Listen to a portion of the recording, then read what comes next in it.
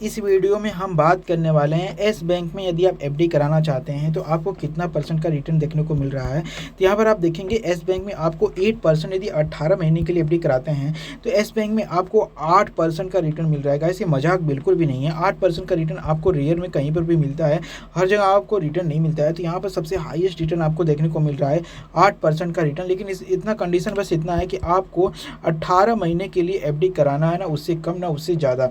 वहीं क्योंकि आप यहाँ पर देखेंगे तो अगर आप 1 साल के लिए एफडी कराते हैं, उससे कम 18 महीने से कम 1 साल के लिए एफडी कराते हैं तो 7.25 का मिल रहा है। वहीं पर अगर आप 18 महीने से ज़्यादा 2 साल के मतलब 24 महीने की एफडी कराते हैं तो 7.25 मतलब कि 7.25% का ही रिटर्न मिल रहा है। वहीं पर अगर आप 3 साल के लिए एफडी कराएंगे तो यहाँ पर भी आपको 7.25%, 4 साल के लिए एफडी कराएंगे तो पर भी आपको 4.25%, 5 साल के लिए एफडी कराएंगे तो 7.25%। टैक्स सेविंग एफडी कराते हैं तो यहाँ पर भी आपको 7.25% का ही रिटर्न मिल रहा है।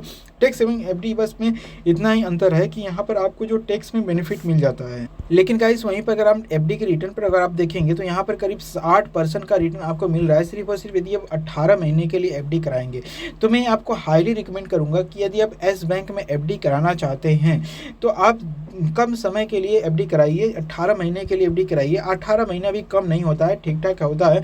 और 18 महीने अगर बाय द वे आपको कभी पैसे की जरूरत, 5 साल की मान लीजिए एफडी करा दिए, बाय द वे आपको पैसे की ज़रूरत पड़ जाती है तो आप क्या करेंगे, दिक्कत हो जाती है। तो इससे बढ़िया 18 महीने के लिए आप एफडी कराएंगे तो जाएंगे तो आपको मतलब अच्छा खासा रिटर्न मिल जाएगा। और वहाँ से जाएंगे बैंक में और पैसे कभी ज़रूरत रहे निकाल भी सकते हैं और उस पैसे को दोबारा भी 18 महीने बाद निकाल करके दोबारा री डिपॉजिट कर सकते हैं। इसमें आपको काफ़ी अच्छा, उस समय हो सकता है कोई नई स्कीम आ गई हो तो उस समय आपको बहुत ही अच्छा रिटर्न मिल सकता है। ठीक उसी तरीके से यहाँ पर आप देखेंगे कि 14 दिन के येस बैंक में जो है 14 दिन के लिए एफडी कराते हैं तो 3.25%, यहाँ पर सीनियर सिटीजन को 3.75%।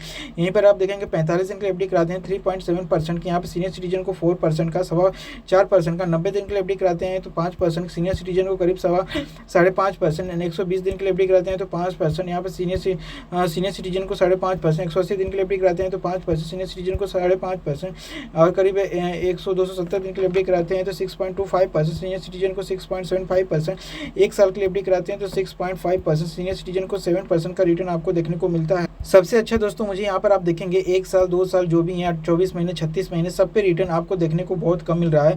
वहीं पर सबसे अच्छा रिटर्न हमें यहाँ पे 18 महीने पे, जैसा कि मैंने आपको बताया था पहले ही, 18 महीने की एफडी पे आपको 8% का, वहीं पर सीनियर सिटीजन को 8.5% का रिटर्न देखने को मिल रहा है। तो यही दोस्तों मैं आपको हाईली रिकमेंड करूँगा, येस बैंक में जाइए और 18 महीने की एफडी बिंदास कराइए, कोई दिक्कत नहीं होने वाली है।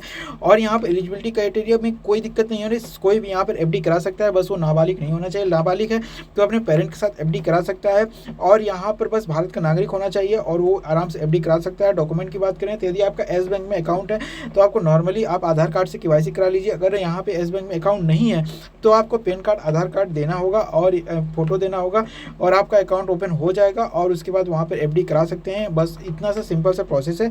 आप जाकर के ब्रांच में अपना संपर्क करके सारी चीज़ें और भी जो भी डीपली जानकारी है ले करके ही एफडी कराइए। और वहाँ पर जाइएगा तो वहाँ पर जरूर पूछ लीजिएगा कि दोस्तों सर जो सबसे हाईएस्ट स्कीम चल रही है 18 महीने का, हमने सुना है हाईएस्ट स्कीम चल रही है, तो वही हमें बता दीजिए, हमें उसी में एफडी कराना है।